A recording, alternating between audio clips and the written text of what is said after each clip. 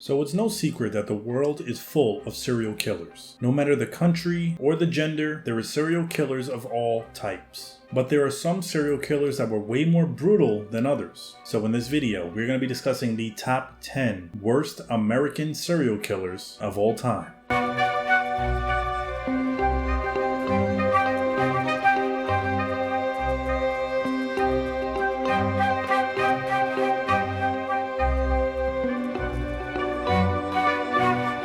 What's up guys, welcome back to World of Crime. In this video we're going to be discussing the top 10 American serial killers, and we're going to be ranking them from least to most based on their kill or death toll. Because it's so hard to rank these serial killers because some are more brutal than others, we're going to rank them on how much people they actually killed, and some of it is pretty shocking and pretty brutal. So coming in at number 10 we have Paul John Knowles. It was proven that he killed up to 18 people, but he presumed to kill at least 35 women. So we know 18 for sure, but it was suspected that he did kill up to 35 women. They just couldn't confirm the rest. He was active in 1994. He was killed in 1994 while in custody after attempting to grab the handgun off of the police officer that was escorting him. At least one woman met Knowles and described him as ruggedly handsome. He also had another woman in his life who survived her encounter thanks to a psychic warning. Her name was Angela Kovic. She started talking to Knowles during the early 1970s while he was in prison for a lesser conviction. Thinking she had found the man of her dreams, Kovic used her money to provide legal counsel for Knowles, and in May 1974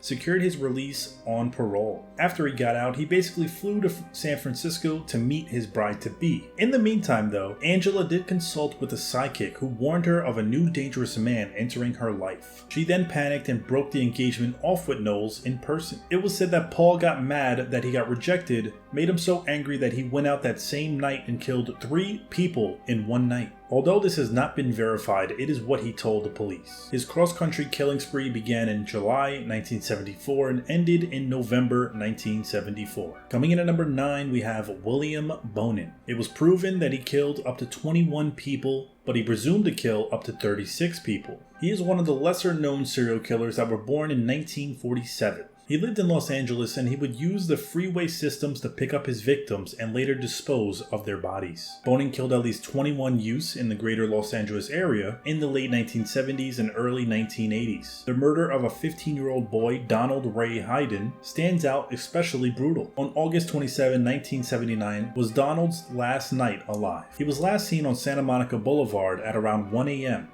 Later that day, his lifeless body was found beaten and strangled in a dumpster. There was evidence that Bonin had attempted to remove the boy's testicles while he was still alive and that he had been sodomized. Bonin also attempted to slash Hayden's throat. This wasn't unusual for Bonin, as he liked to torture his victims with ice picks and coat hangers before strangling them to death with his own t-shirt. He was eventually convicted and sent to death row in 1982. He was executed by lethal injection in February 1996. Coming in at number 8, we have Patrick Kearney. It was proven that he did kill up to 21 people, but it's presumed that he did kill up to 43 people. He was active in the years 1965 to 1977. So Patrick actually preyed on young men, the youngest person being 8 years old. He would pick them up along freeways or at gay bars. He was a necrophile and he was strongly adverse to inflicting pain on his victims. So he developed the technique of shooting them in the temple while driving. He would then drive to a secluded place to have sex with their corpse. He would often beat his victims' lifeless bodies as a way of getting back at the bullies who made fun of him for his 5'5" height during his high school years. He was meticulous in his cleanup. He would mutilate and cut his victims into pieces with a hacksaw, and he would dispose of the parts along various stops on the highway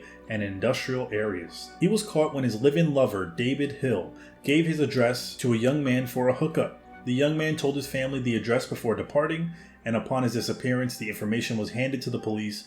Due to a plea bargain, Kearney was spared death penalty and he'll be incarcerated in California until he dies. Coming in at number 7, we have Earl Nelson. Earl Nelson killed up to 22 people, which has been proven, but it's presumed that he did kill up to 25 people. He was active way back then in 1926 to 1927. He was known as the Gorilla Killer. He was born in 1897 and was around the age of 10. Nelson collided with a streetcar while riding his bike and remained unconscious for 6 days. After he awoke, his behavior became erratic and he suffered from frequent headaches and memory loss. He began his criminal behavior early and he was sentenced to 2 years in San Quentin in 1915 after breaking into a cabin he believed to be abandoned. He later spent time in mental institutions. Nelson began engaging in sex crimes when he was 21 years old. In 1921, he attempted to molest a 12-year-old girl named Mary Summers, but she was scared off when she screamed and brought attention to him. He was committed to a mental hospital again, and he began his killing sprees when he was released in 1925. Nelson's victims were mostly landladies, whom he would approach on the premise of renting a room. Once he gained their trust, he would kill them, almost always by strangling them, and engage in necrophilia with their corpses. He would often hide the body, leaving the corpse under the nearest bed for days.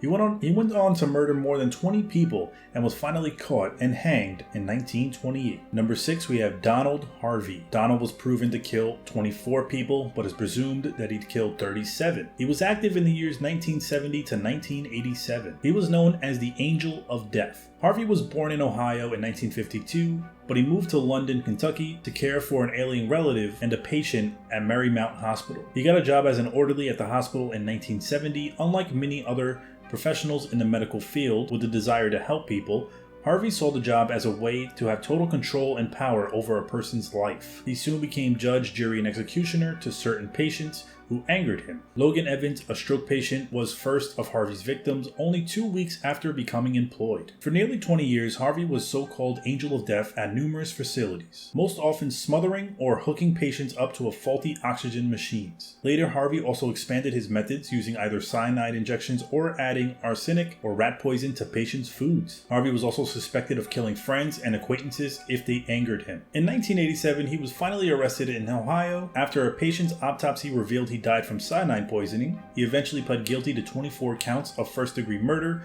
However, he confessed to killing more. A later investigation added another 13 counts, bringing his count up to 37.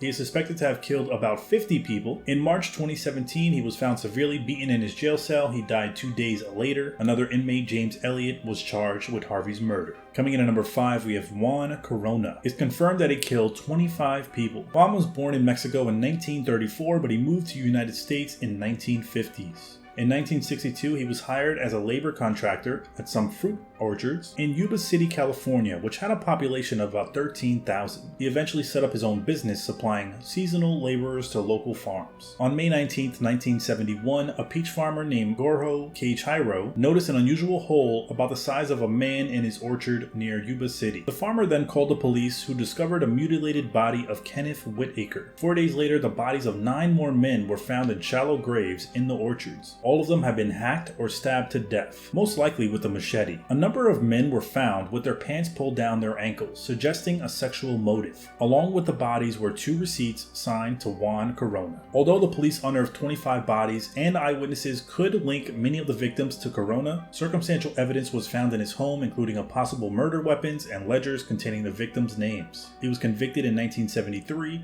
but the verdict was overturned in 1978 due to problems with his original lawyer. He was found guilty again in 1982 and received 25 concurrent life sentences. At the time of the murders, Corona was the most prolific serial killer in the United States. He applied for and was denied parole a total of 8 times. He died in prison in 2019 at the age of 85.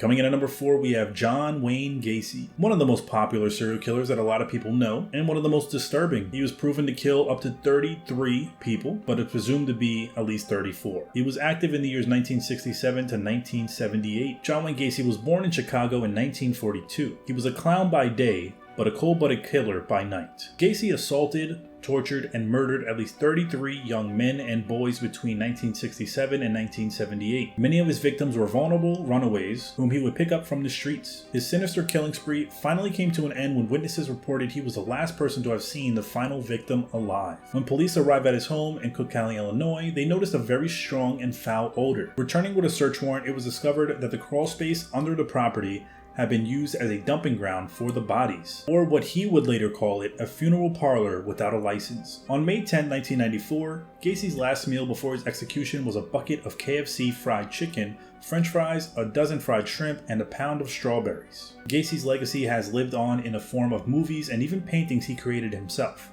which caused quite a stir when he went up for sale some years ago.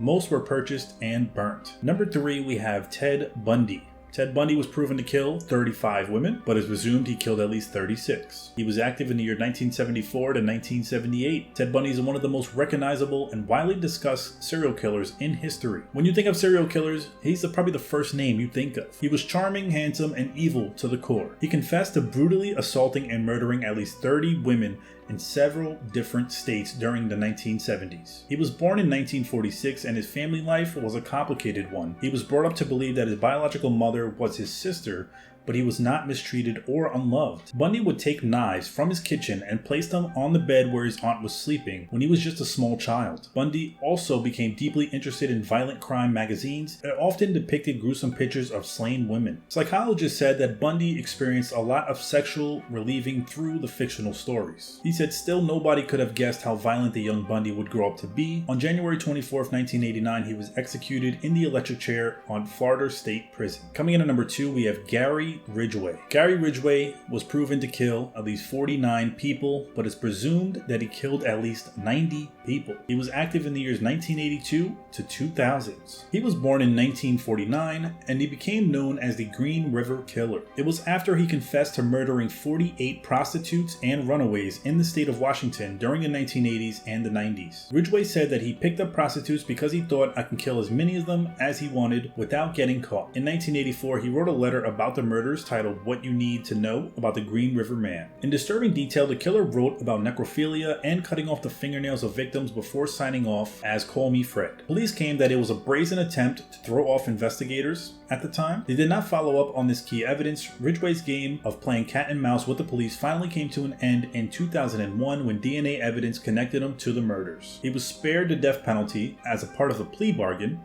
in which he disclosed the locations of missing bodies. His plea bargain raised his murder convictions to 49. And then at number 1, we have Samuel Little. Was proven that he killed up to 40 people, but it's presumed that he killed up to 93 people. He was active from the years 1970 to 2005. Samuel was born June 7, 1940, in Georgia. Samuel said his mother was a lady of the night, and investigators believe he was born in jail during one of his teenage mother's arrests. He claimed she abandoned him on the side of a dirt road and was instead raised by his grandmother in Ohio. In high school, he had problems with discipline and was held in an institution for juvenile offenders after breaking into various properties. He eventually dropped out of school and took up amateur boxing with dreams of becoming a fighter like his hero Sugar Ray Robinson. As a light heavyweight prize fighter, he was known for his speed and earned the nickname Mad Daddy and Mad Machine. Later in life, he used these skills to get away with murder. When it came to his female victims, he would knock them out cold with one punch before strangling them. This often meant that no obvious signs that a murder had taken place. The cause of death was often wrongly listed as accidental. Samuel has a photographic memory that allows him to recall the faces and body types of his victims. He also remembers specific details of the location of his crimes,